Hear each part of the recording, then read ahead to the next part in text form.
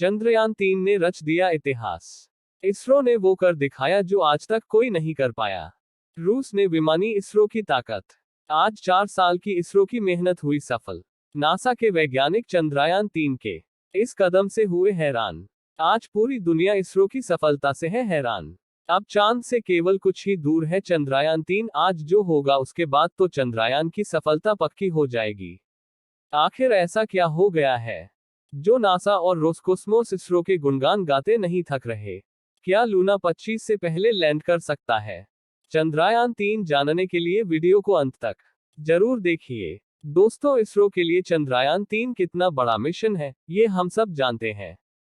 इस समय चंद्रयान-3 उस मुकाम पर पहुंच चुका है जहां से उसकी लैंडिंग प्रोसेस शुरू होने वाली है। 16 तारीख को इसरो ने फिफ्थ और final moon bound manoeuvre complete किया। इसके बाद चंद्रयान-3 चांद की 163 बाय 153 के ऑर्बिट में इंटर कर गया और अब आज यानी 18 तारीख को चंद्रयान-3 एक बहुत ही जरूरी ऑपरेशन को परफॉर्म करने में कामयाब हुआ है। वो ऑपरेशन जो कि लैंडर और रोवर का इसके प्रल्शन मॉड्यूल से अलग करने का टास्क था। और उसके बाद प्रल्शन मॉड्यूल चांद की 100 किलोमीटर ऑर्बिट में चक्कर लगाता रहेगा और लैंडर मॉड्यूल चांद की तरफ बढ़ जाएगा। अब वक्त आ गया जब इसरो चंद्रयान-3 की लर्निंग प्रोसेस शुरू करेगा और चंद्रयान-3 के तीनों इंजन्स को फायर किया जाएगा। ये पहली बार होगा जब चंद्रयान-3 के इंजन फायर किए जाएंगे और इसका मतलब होगा कि अब चंद्रयान-3 की चांद की सतह पर लैंडिंग की प्रोसेसेस शुरू हो चुकी है। क्योंकि अब चंद्रयान पर चांद की ग्रेविटी का असर बहुत ज्यादा होने लगेगा।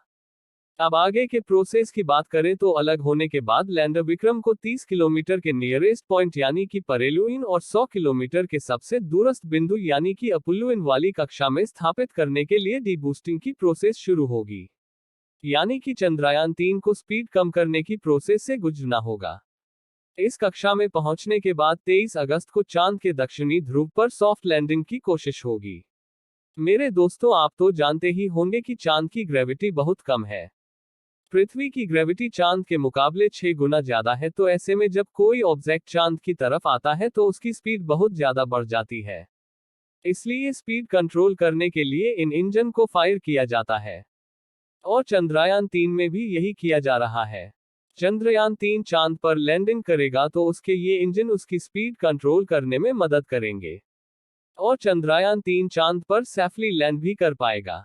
अब यहाँ जो बात इस समय पूरी दुनिया में चर्चा का विषय बनी हुई है वो ये है कि इसरो ने चंद्रयान-3 की लैंडिंग के बारे में बड़ा खुलासा किया है। इसरो के अध्यक्ष एस सोमनाथ जी ने लैंडिंग को लेकर जानकारी देते हुए बताया है कि लैंडिंग का सबसे जरूरी हिस्सा लैंडर के वेलोसिटी को, उसकी गति को 30 किलोमीटर की ऊंचाई से अंतिम लैंडिंग तक जीरो लाने की प्रोसेस है और व्हीकल को हॉरिजॉन्टल से वर्टिकल डायरेक्शन में पहुंचाने की कैपेसिटी वो प्रोसेस है जहां इसरो को अपनी काबिलियत दिखानी होगी। इस पूरी प्रोसेस को कई बार दोहराया गया है ताकि सफलता को सुनिश्चित किया जा सके। इन सभी फेसेस में आवश्यक प्रोसेस को कंट्रोल करने और सही लाइन करने की कोशिश के लिए कई एल्गोरिदम इसमें फीड किए गए ऑनबोर्ड कंप्यूटर्स में जो कि चंद्रयान-3 में लगे हुए हैं। अगर 23 अगस्त को लैंडर चंद्रमा की सतह पर सॉफ्ट लैंडिंग करता है तो ये भारत की बड़ी कामयाबी होगी। दोस्तों, असल में किसी लैंडर की वर्टिकल लैंडिंग ही वो मुश्किल फेस है जिसमें अक्सर स्पेसक्राफ्ट फेल हो जाया करते हैं। क्योंकि जब लैंडर चांद से 30 किलोमीटर दूर होगा तब वो चांद के हॉरिजॉन्टल उड़ान भर रहा होगा।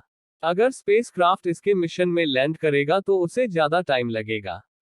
लेकिन इस समय चंद्रयान-3 के सामने एक बहुत बड़ी चुनौती है कि रूस का लूना 25 उससे लगातार रेस कर रहा है और ऐसे में चंद्रयान-3 हर हालत में लूना 25 से जीतना चाहता है।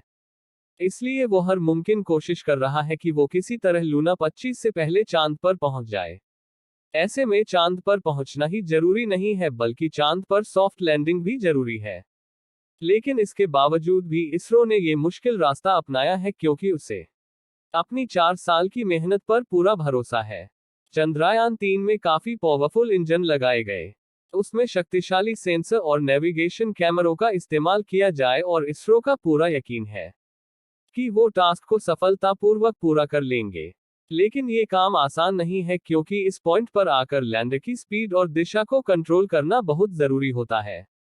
क्योंकि जरा सी भी गलती से लैंडर क्रैश कर सकता है या लैंडर को पूरी तरह टर्न नहीं करना होता बल्कि उसे केवल कुछ डिग्री ही रोटेट किया जाता है ताकि वो चांद की सतह के वर्टिकल हो जाए।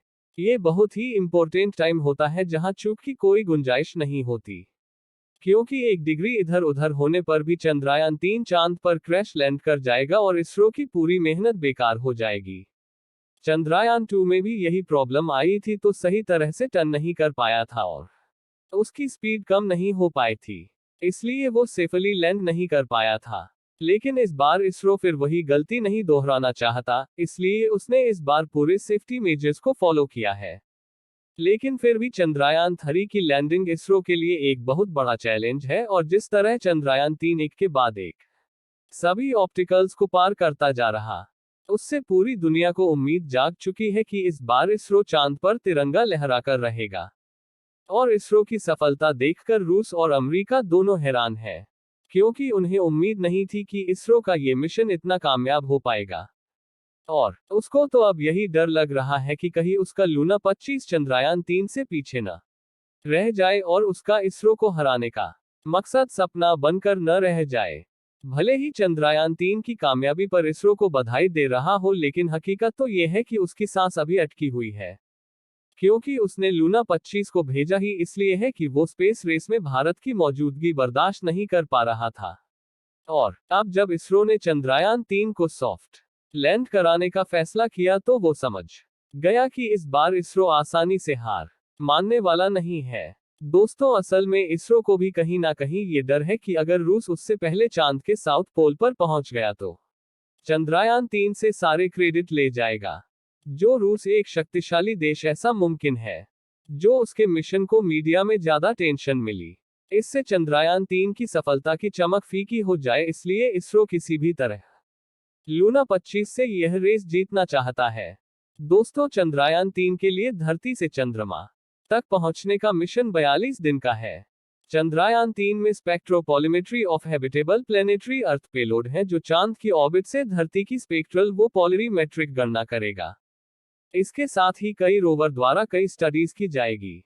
इसरो ने बताया कि लैंडर को इस तरह से डिजाइन किया गया है कि ये चांद की किसी नियत जगह पर सॉफ्ट लैंडिंग कर सके, रोवर को रिलीज कर सके। इसके बाद रोवर कई जगह पर घूमकर चांद की सरफेस पर ऑन साइट केमिकल परीक्षण करने वाला है।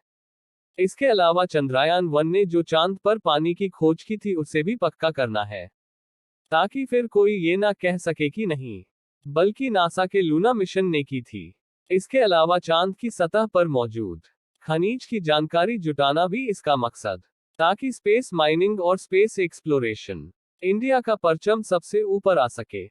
दोस्तों, हम सभी 140,000,000,000 भारतवासियों की उम्मीद इस समय चंद्रयान 3 से जुड़ी हुई है, और इस समय पूरे देश में उसकी सफलता के लिए दुआएं मांगी जा रही है। आप भी कमेंट में चंद्रयान 3 की सफल लैंडिंग के लिए अपनी बेस्ट विशेस लिख दीजिए। जानकारी आपको कैसी लगी, कमेंट सेक्शन में लिखकर जरूर बताएगा।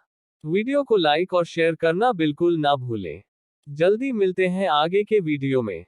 वीडियो के अंत तक बने रहने के लिए दिल से धन्यवाद।